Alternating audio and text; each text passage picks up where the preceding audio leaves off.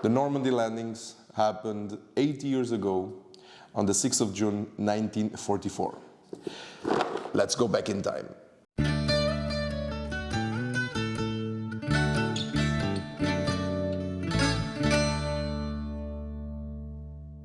Clash D-Day is a turn-based game for two players set in the longest day of history, which was D-Day. The Normandy Landings were the beginning of the liberation of France, Western Europe, which led to the victory of the Allies. This game is an 80-year-old commemoration, like you see here. If I got closer, no, not like that, and like this. And so it's an 80-year-old commemoration of this happening, and a reminder that we should never forget our past. This game is pretty simple. One player will control the Allies, the other one will control the Axis. Don't expect a heavy game, a heavy Second World War heavy game, because it's not. It's set, the theme is that, but there is no historical facts or things that you need to know here and there. There's none of that. This is simply a tile placement game. Very light on rules, very easy to understand, but quite strategic. This game is based on a previous game, so this one is Clash D-Day, but you had also Clash of the Ardennes. This is currently on Gamefound. At the moment of this recording, there is still 20 days left, so go check it out. The page is quite well done, and there you have already the rule book and so on, and some nice videos for you to watch of other colleagues and friends, content creators. And I want to thank the publisher and designer Elvin for providing a copy for me to do this video. And don't forget to follow them as well on their Instagram, TikTok, any page that they have. Go and follow so that you have the most recent news on this game. Also, don't forget to subscribe and comment and follow, comment here on the video, because I don't make any money with this, but it's really important for you to interact with them so that, yeah, the algorithm will bring me somewhere. So it's always really appreciated. I love to interact with you guys, so go ahead. I think that's it. Without further ado, we are going to jump into the video. For you that follow me already for some time, you know what is an overview video. So basically I will be playing a little bit of the game without explaining a lot of the detail of the rules.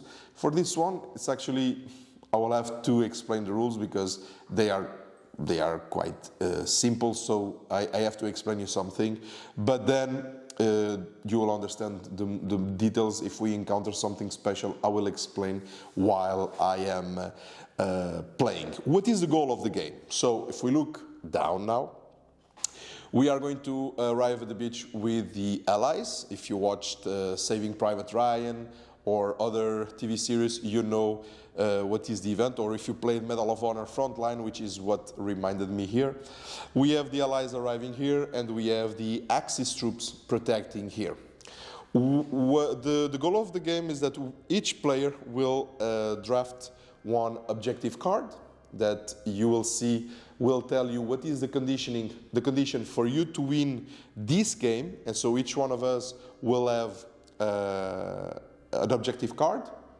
Then this objective card will tell us which beachheads, and so what is a beachhead is these lines here that we see on the board. So we have 7, 1, 2, 3, 4, 5, 6, 7, and the card might say conquer beachhead 5 and 4, and so the goal, for example, for the Allies is to conquer this one.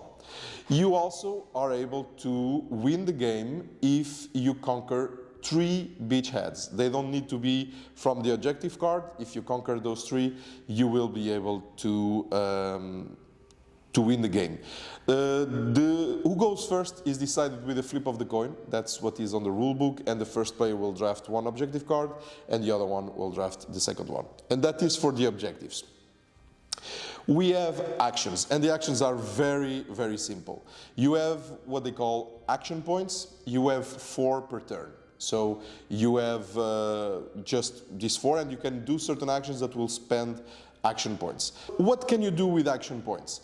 With action points, you will be spending them placing or removing some tiles from the board. So for example, imagine that we are the ally player, and I want to start placing tiles. So in order to place one tile, it will cost me 1 action point. So I'll place them like this. This is 1 action point. Imagine that I have the following scenario like this, and I decide to take my tank and move it forward, do like this. This will cost me 2 action points. Or in the other hand, imagine that I am like this, I'm not blocking in any way, and I decide to remove the unit that is in front and put it back on the reserve. This will cost me 2 points. In the other hand, if at some point you are blocked by an enemy, and the enemy decide not to attack, and you're just blocked because, well, actually this is a bad example, let's say like this, and you'll understand why it's a bad example. The enemy decides not to attack the anti-tank mine. You are blocked, the ally is blocked. So if you decide to take this tile back to the reserve, then it will cost 3 points. So very simple. 1 point to place a tile, 2 points to move the rearest tile to the front, 2 points to remove one front tile back to the reserve, and if you are blocked, it costs 3 points to remove the front tile back to the reserve. That is how to use the action points, and actually the actions that you will be doing during this game. That is the rules for the actions. That's it. Cannot be straighter than this. There is some things that you need to keep in mind. The units need to always be in contact and form uninterrupted line and cannot overlap. So you cannot have something like this. For example, have this like this and this like this, and this doesn't work. They always need to be like this. Can be from the start, or they can be like this, but it needs to be always uninterrupted. Also, they cannot overlap, and trust me, you will want at some point that they overlap, but you cannot overlap the tiles either. Another thing that is important is that if you don't use all of your action points, they will be lost for the next turn, so there is no accumulation of action points. And there is different units, so you have the tanks, you have the anti-tank mine, you have the infantry, which are these 3 types of soldiers here. You have the private, the corporal, and the sergeant.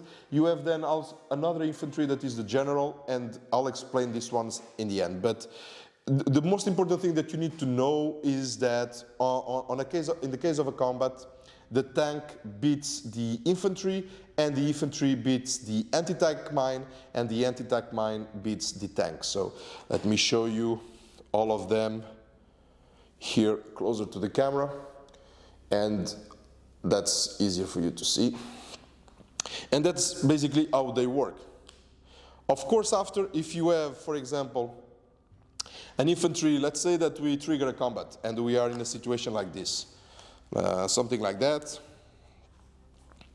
and we have an infantry against an infantry, you will look at the rank of the unit. So for example, this is a private, this is a sergeant.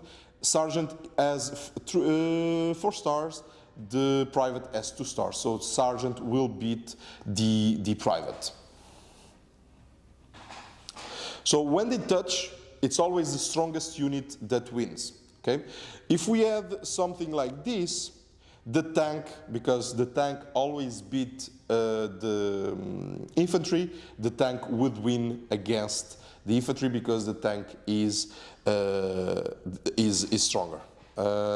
Can show you another example that is important for you to know. If we have something like this, something like this. The tank will beat not only this one, but all of the same type of infantry that is on the line. So it will beat all of them until he finds another tank, which is the other unit that can face the tank. Otherwise, these three are going. So that's why it kind of pushes you to use different type of units, so that you don't have this situation. Also, attacking is optional. You can decide to block an opponent. That can work into your advantage, because by blocking you are forcing them to remove some of their tiles and you can advance in the terrain yourself.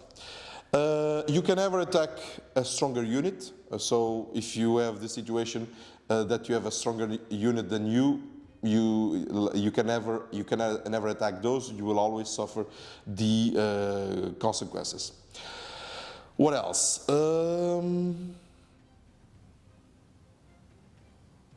That's basically it. So the most important is that tank beats infantry, infantry beats anti-tank mines, and anti-tank mines beats the tanks. After, we have what they call the special units. We have here the general, we have the mortar, we have the spy, and we have the artillery. And you have this for both allies and axis. Special units have, because they are special, have special rules as well that I will speak maybe during the game or afterwards. But another thing that is important for you to start playing is how do you conquer beachheads? Well, basically you need to go from one side. In case of the allies, you need to go from this side to this one and touch this part here. Once you touch this part, so if we get something like this, you will win this beachhead, and nothing else can happen to those situations. So you place your victory token and you draft a victory card that can give you a special power, either for the entirety of the game or for the next turn, or affect something about your opponent. The victory card is always something that you will be able to use.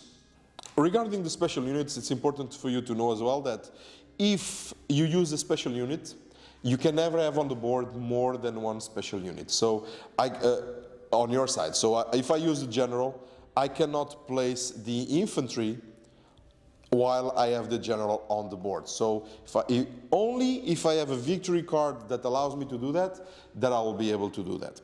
Also, if you conquer a beachhead and you have a special unit on that beachhead, you can never retreat that unit back to the storage. I'm sorry, but telling beachheads, it's very complicated. I hope I'm not saying it wrong. In terms of the special rules, the general will be able to defeat any rank of the infantry and anti-tank mines. So it will be killed with tanks. The spy kills everyone, any unit, doesn't matter. The only way to kill a spy is using another spy. So, and this one has a special that you cannot remove more than two of the same. Instead of cleaning a whole row, you can only kill two, but basically you stop it with another spy. Regarding the artillery and the mortar, which is here, I will explain while we play, because they are a bit hard. I think it will bring confusion to you if I explain it now. While we are on this scenario, it will be easy to explain. Before we jump into the game, this is important to mention that this is still in development.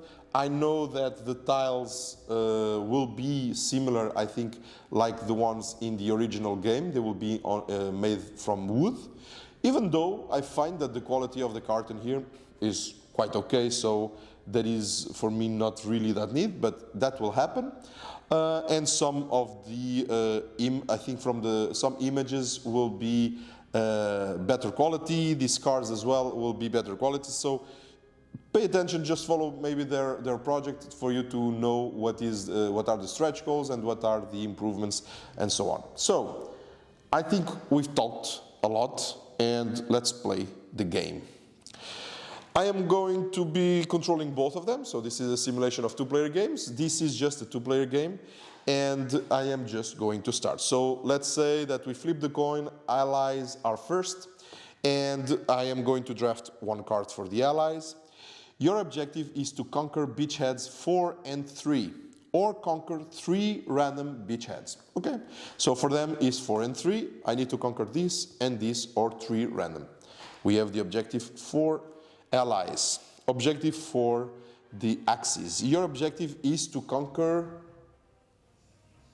beachheads 5 and 3, or conquer 3 random beachheads. So for the axis, they need to conquer 5 and 3. So we can see already that we are going to be competing for the number 3. 4 and 5, not really, but for the number 3, we are going to fight.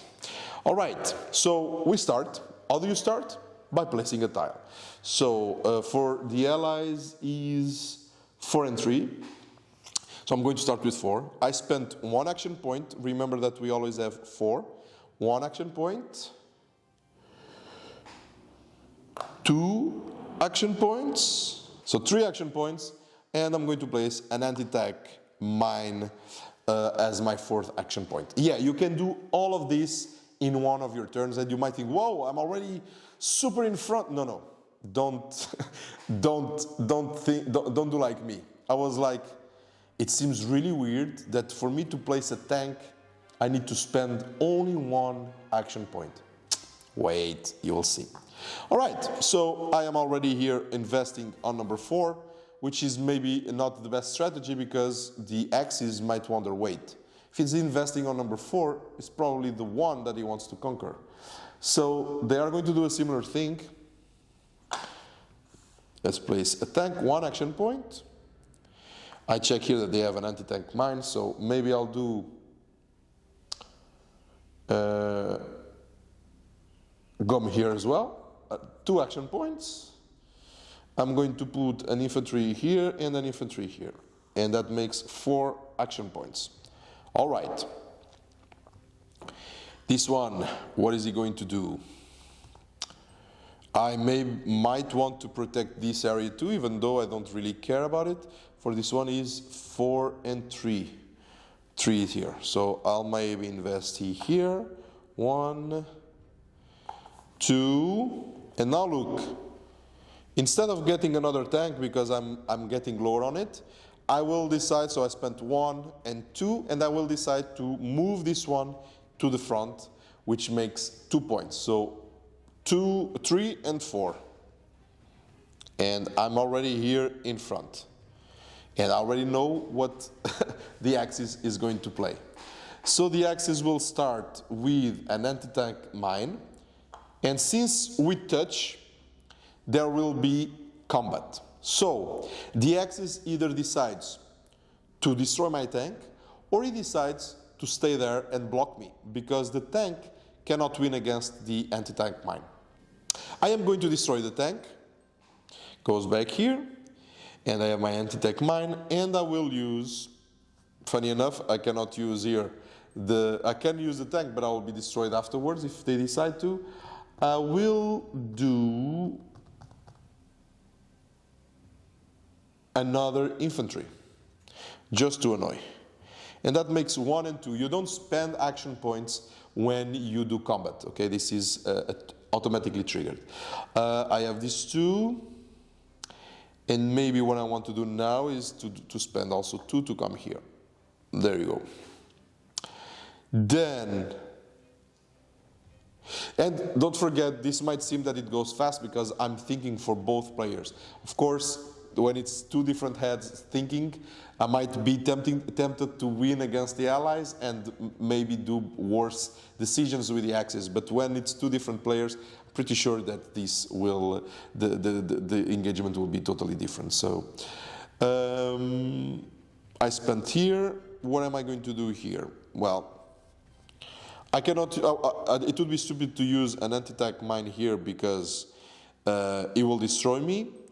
I could remove this one, but that will cost me, I'm not yet blocked, that will cost me 2 points, and move back this one here, it would cost me 2 points, and after I will lose because he has a better rank than me. So I'll maybe go and invest on coming here. 1,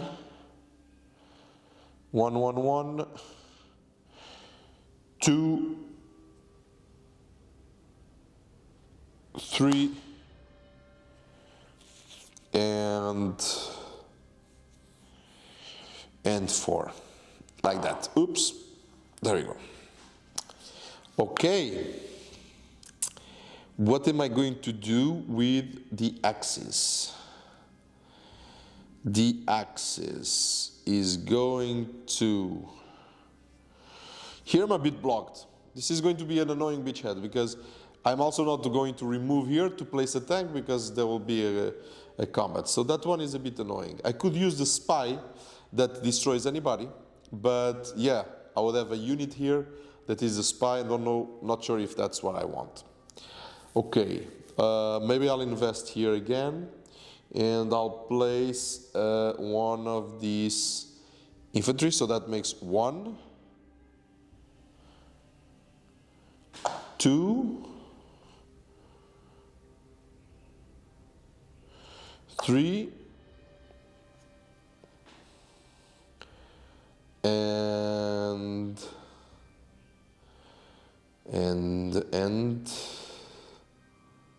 4. And this will trigger a combat. I'll remove this anti-tank mine because the infantry always destroys the anti-tank mines. Okay, we go back to the allies. What do I want to do? I can do 1, 2, remove this front unit and place it here. I'm not blocked. I'm deciding, so it's not blocked. There's nobody in front of me. So I remove this one, place it back here. That cost me 2 points. And move this one here, costs me another 2 points.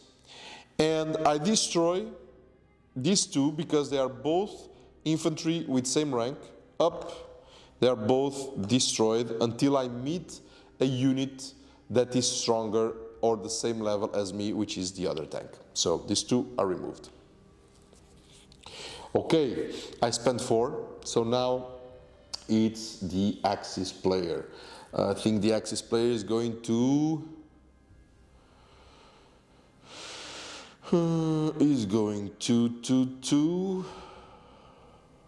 place here an anti-tank mine, 1, place here an infantry, 2, leave that space empty on purpose, and then here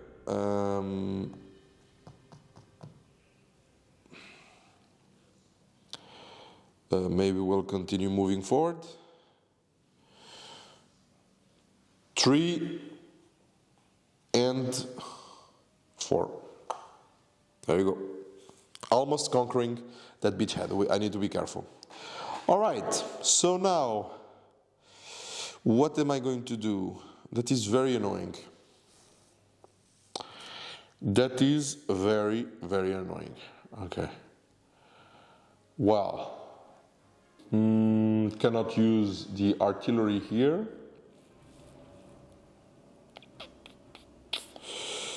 And could use the mortar, but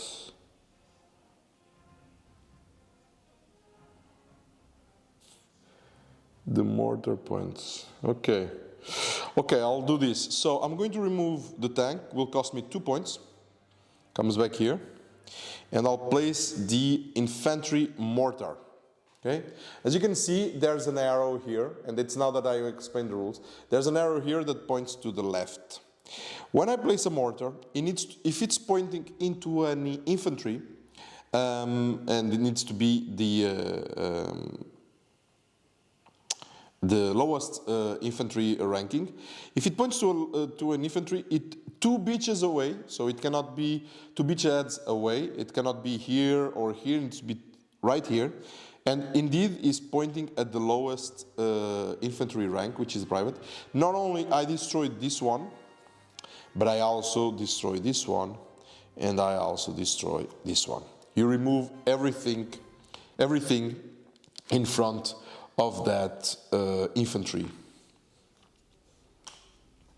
And you clean a lot with it. So that's how you use a mortar. And now I spent 2, 1, and I'll probably want to advance a little bit here. So, wait a second. Okay, I want to advance there. What is the beachhead that I need?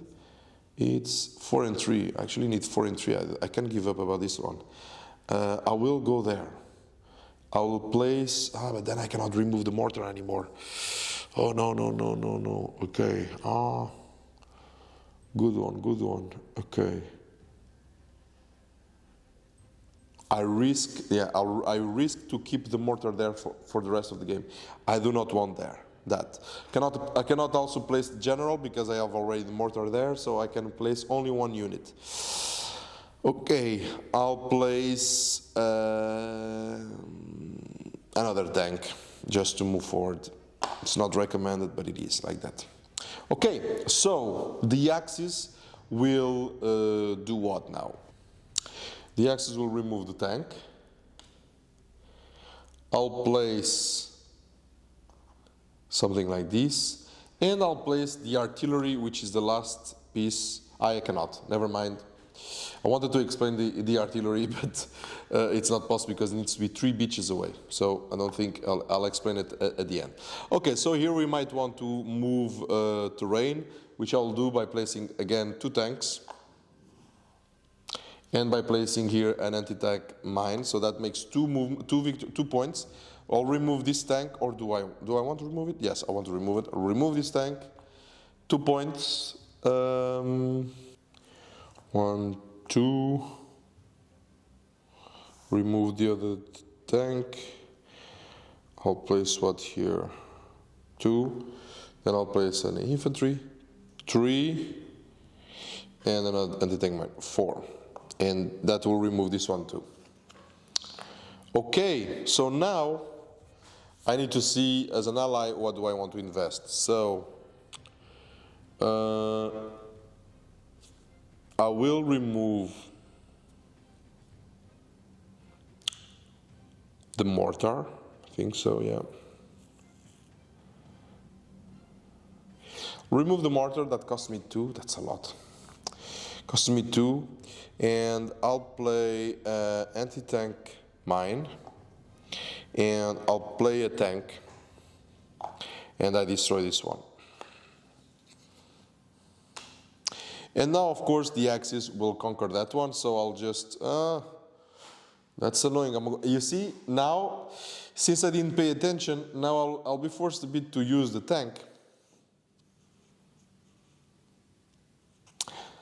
And good thing I don't, because I could simply try to move it up and win one of the tanks there, but it's not possible. So, and this one won this beachhead, which is part of his objective. If I check here, so 5 and 3 indeed. So 5, it's this one, yes, and he conquered this beachhead. So since I won this beachhead, I get this, I put this victory token here, and I take 1 victory card.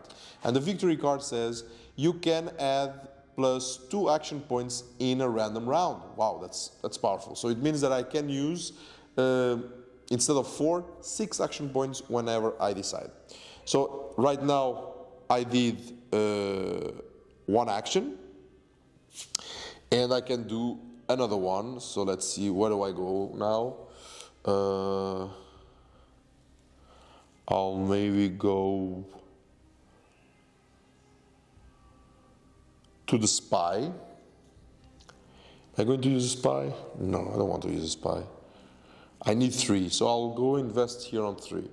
So here I cannot really, I'll remove this one, that will cost me 2. I'll place an infantry, and I'll place this one. And that removes my tank. And that is how you play Clash D-Day.